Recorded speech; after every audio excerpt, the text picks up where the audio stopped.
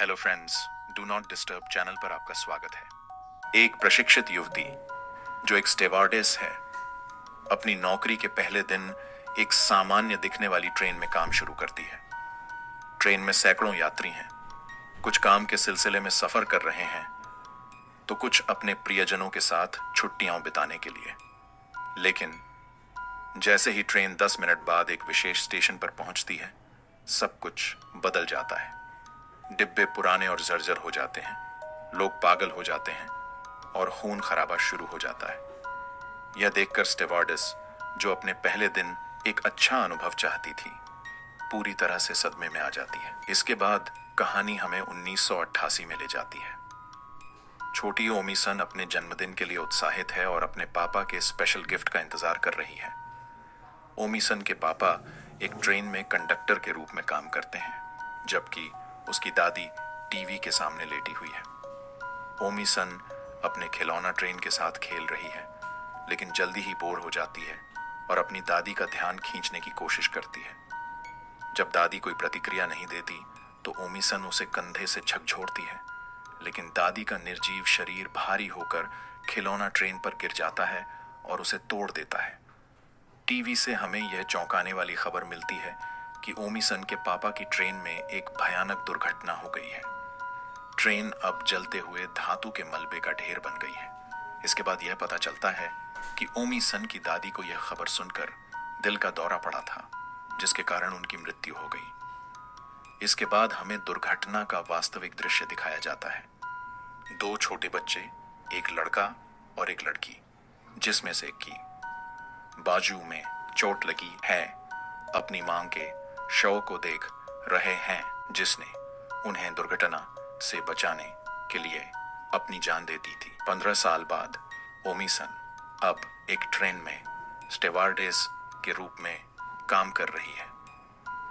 कुछ लोग उसके पिता को उस दुर्घटनाग्रस्त ट्रेन का दोषी मानते हैं, लेकिन ओमी सन किसी की बात पर ध्यान नहीं देती और अपना काम करती रहती है। बाद में हमें पता चलता है कि ट्रेन सियोल स्टेशन से योसू के लिए रात 11:50 पर रवाना होने वाली है। कई यात्री इस ट्रेन में सवार हो रहे हैं, लेकिन मुख्य यात्री हैं एक जोड़ा हेजू और उसका बॉयफ्रेंड, जो हनीमून पर जा रहे हैं, 4 किशोरों का एक समूह जो पैरानॉर्मल एक्टिविटी के जांच करता है, और 2 अन्य स्कूली लड़कियां जिन्होंने अपनी कक्षाएं बंक की हैं। ट्रेन तय समय पर रवाना होती है। थोड़ी देर बाद एक जोड़ा स्टेशन पर आता है और पत्नी इस बात को लेकर चिंतित होती है कि वे ट्रेन से चूक गए, लेकिन आश्चर्यजनक रूप से रात 12 बजे एक दूसरी ट्रेन आती है और वे उसमें सवार हो जाते हैं। पहली ट्रेन में कैप्टन मिस्टर पार्क घोषणा करते हैं कि यह ट्रेन आखिरी बार योसू स्टेशन जा रही है और इसके बाद वह और ट्रेन दोनों रिटायर हो जाएंगे। इसके अलावा यह भी पता चलता है कि ट्रेन के कुछ हिस्सों में वही कोच हैं जो 15 साल पहले दुर्घटनाग्रस्त ट्रेन में थे।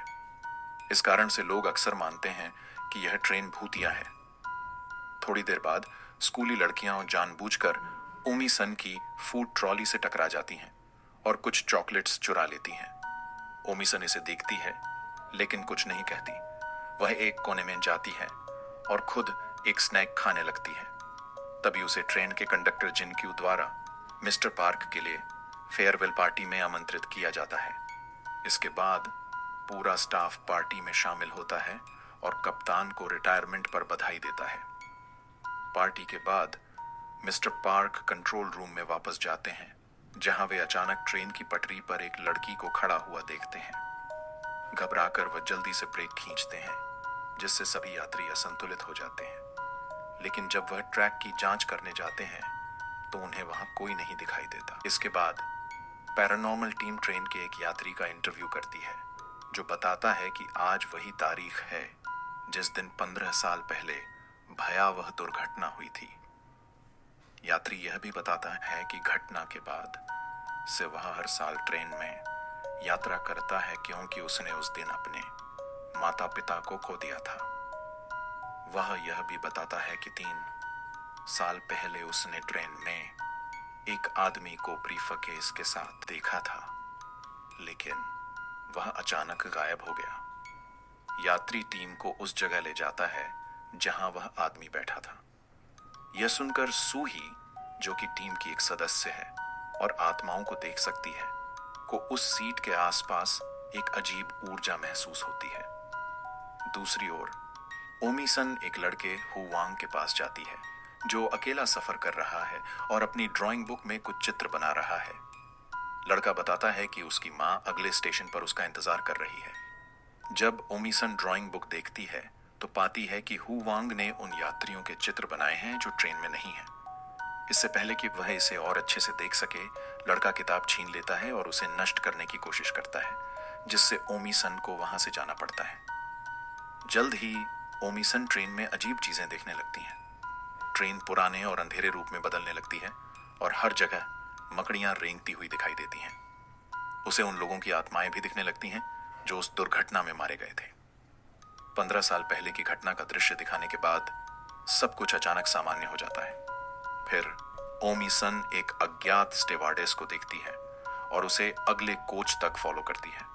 इस दौरान वह ठोकर खाकर गिर जाती है, लेकिन जब वह उठती है तो पाती है कि वह फिर से उसी पुरानी ट्रेन में है और अब यात्रियों का भी चेहरा बदल गया है। जब वह पीछे मुड़कर देखती है तो एक लंबी बालों वाली डरावनी आकृति दिखाई देती है जो तुरंत उस पर हमला कर देती है।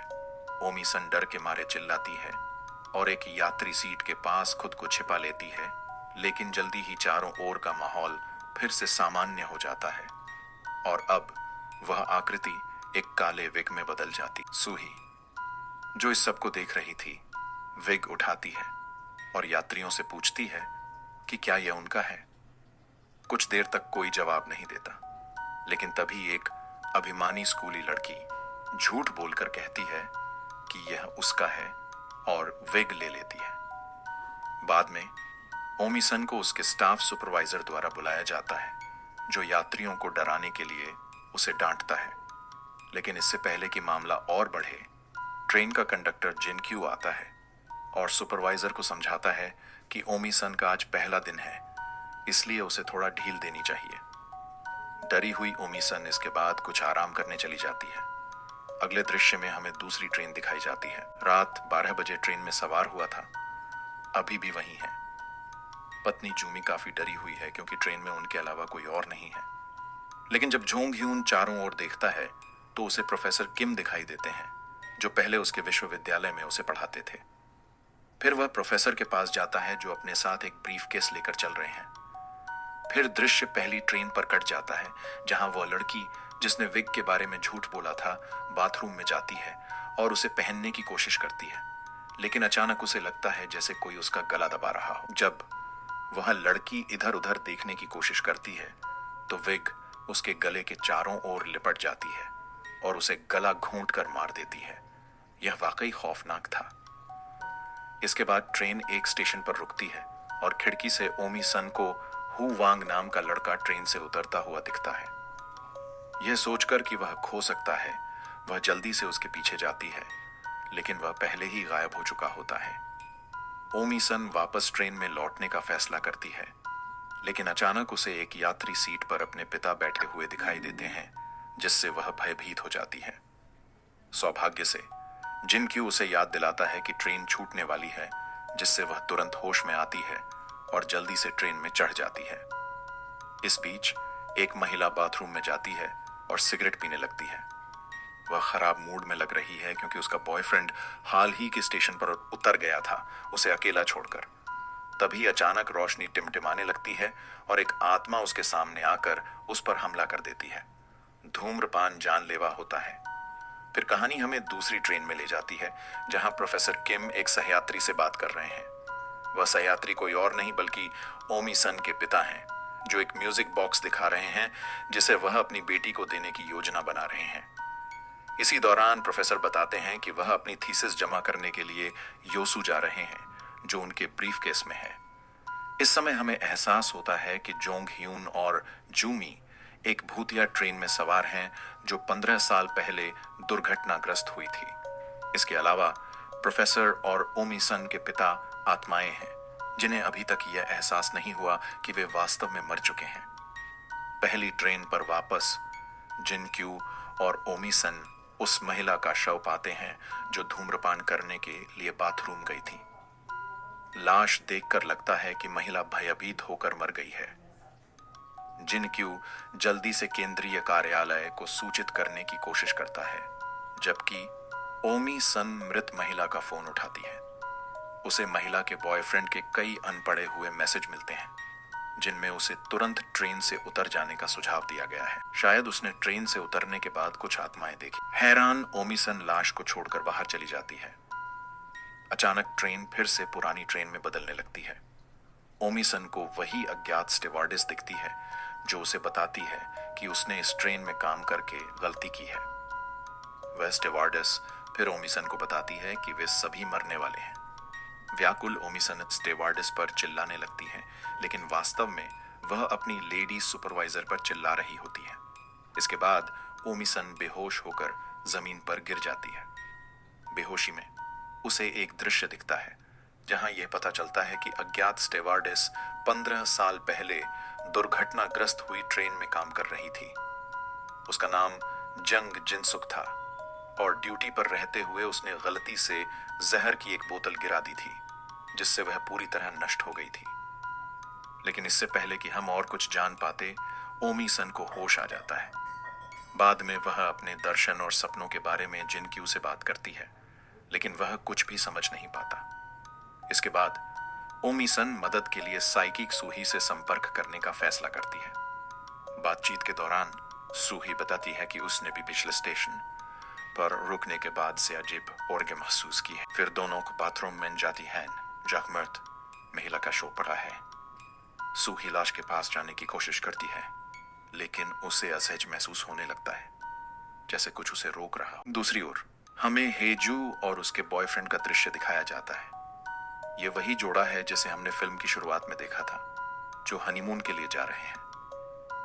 हेजू के बाद ढूंढने की कोशिश की थी और उसके बॉयफ्रेंड की बातचीत से हमें पता चलता है कि हेजू वही लड़की है जो 15 साल पहले हुई दुर्घटना में 2 बच्चों में से एक बची थी।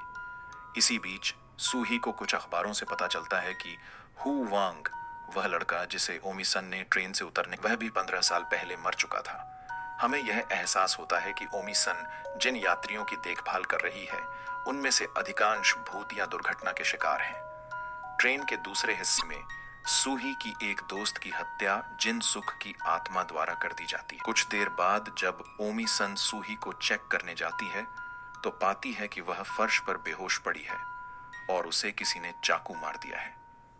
मरने से पहले सूही धीरे से यह खुलासा करती है कि ट्रेन में अधिकांश यात्री उन आत्माओं से ग्रसित हैं जो भूतकाल की हैं।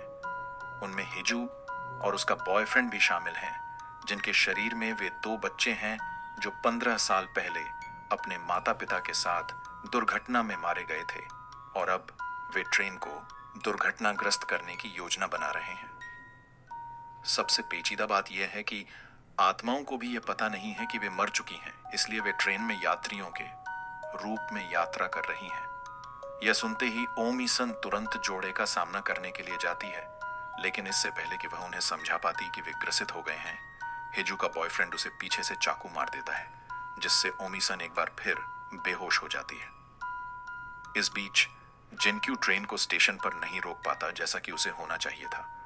वह भ्रमित हो जाता है और यात्री भी परेशान होने लगते हैं। दूसरी ओर जब ओमी सन को होश आता है तो वह अपने पिता को अपने पास पाती है। आत्मा उसे शांत करती है और बताती है कि उनकी ट्रेन दूसरी ट्रेन से टकरा जाएगी और टकराव के बाद सभी आत्माओं को पता चल जाएगा कि वे पहले ही मर चुकी हैं और यह विचित्र घटनाएं अंततः बंद हो जाएंगी। तभी जिनक्यू उसके पास आता है और उसे सुरक्षित जगह ले जाने की तैयारी करता है। अचानक रोशनी चली जाती है और कोच फिर से पुराना हो जाता है। वे देखते हैं कि फर्श से खून निकल रहा है और वहां से भूतिया जिनसुक बाहर निकलती है। लेकिन जब वह ओमी सन को अपने वश में करने की कोशिश करती है तो जिनक्यू प्रकट होता है और उसे बताता है कि वह हमेशा उसके साथ रहेगा। यहां यह खुलासा होता है कि जिनक्यू और जिनसुक एक दूसरे से प्रेम करते थे, इससे पहले कि वह दुर्घटना में मर जाती। फिर आत्मा ओमी सन को छोड़ देती है और धीरे धीरे अपने पूर्व प्रेमी की बाहों में सिमट जाती है। इस बीच जैसे ही कुछ कोचों में रोशनी चली जाती है, कांच यात्रियों पर गिरने लगता है और आत्माएं आखिरकार यह समझने लगती हैं कि वे किसी और के शरीर में हैं। इसके बाद ओमी-सन कंट्रोल रूम में जाती है जहां हिजू और उसका बॉयफ्रेंड होते हैं। जोड़े ने कप्तान की हत्या कर दी है और उनके ट्रैक की दिशा बदल दी है ताकि ट्रेन अंततः दूसरी ट्रेन से टकरा जाए और सभी यात्रियों की मौत हो जाए। ओमी-सन हिजू को समझाने की कोशिश करती है कि वे आत्माओं के वश में हैं और इस वजह से हिजू को एक दृश्य दिखता है। वह देखती है कि 15 साल पहले वह अपने परिवार के साथ ट्रेन में यात्रा कर रही थी। वे लोग एक बीच पर घूमने जाने वाले थे, लेकिन वास्तव में उसके पिता सभी को जहर देकर मारने की योजना बना रहे थे। हालांकि उनकी योजना उस समय विफल हो गई जब स्टेवार्डेस जिनसुक ने गलती से जहर की बोतल गिरा दी और वह पूरी तरह नष्ट हो गई। गुस्से में उसके पिता ने स्टेवार्डेस को कंट्रोल रूम में खींचकर मारा और फिर कप्तान को भी मार दिया और ट्रेन को एक और ट्रेन से टकराने के लिए भेज दिया। इसी कारण से 15 साल पहले वह भयानक दुर्घटना हुई थी। वर्तमान में हिजू का बॉयफ्रेंड ओमी-सन का सिर कई बार खिड़की पर पटकता है, जिससे वह बेहोश हो जाती है। लेकिन उसके विपरीत हिजू 15 साल पहले की उस छोटी लड़की में बदल जाती है। अगले दृश्य में ओमी-सन के पिता की आत्मा कंट्रोल रूम में प्रवेश करती है और ट्रेन को सुरक्षित रास्ते पर ले जाती है, जबकि हिजू का बॉयफ्रेंड भी अपनी मूल स्थिति में लौट आता है और अपनी बहन को सांत्वना देने लगता है। थोड़ी देर बाद जैसे ही दोनों ट्रेनें, एक जो वास्तविक है और दूसरी जो भूतिया है, अलग होने लगती हैं, पहली ट्रेन में चीजें सामान्य होने लगती हैं। उदाहरण के लिए भूत पुराने कोचों को अलग करना शुरू कर देते हैं। वे फिर से सामान्य हो जाते हैं और डरे हुए यात्री अपने छिपने के स्थान से बाहर आने लगते हैं। कंट्रोल रूम में ओमी-सन को उसके पिता सांत्वना देते हैं और कहते हैं कि जल्द ही वे स्वर्ग में मिलेंगे। यह सुनकर वह अपने सिर की चोटों के कारण मर जाती है। इसी समय ट्रेन अंततः रुक जाती है। दिन का समय है और हैरान परेशान यात्री ट्रेन से बाहर निकल जाते हैं। फिल्म के अंतिम दृश्य में फिर से रात का समय दिखाया जाता है और योसू जाने वाली ट्रेन अपने अंतिम सफर के लिए सोल स्टेशन पर पहुंचती है। हम देखते हैं कि ओमी-सन प्लेटफॉर्म पर है और वह एक बार फिर इस ट्रेन की स्टीवर्ड से जो अपनी अप्राकृतिक यात्रा के लिए तैयार है। ऐसे फिल्म यहीं पर समाप्त होती है। आपको हमारी कहानी कैसी लगी? कृपया कमेंट में अपनी राय जरूर बताएं। अगर आपको यह कहानी पसंद आई हो तो कृपया हमारे चैनल को सब्सक्राइब करना न भूलें।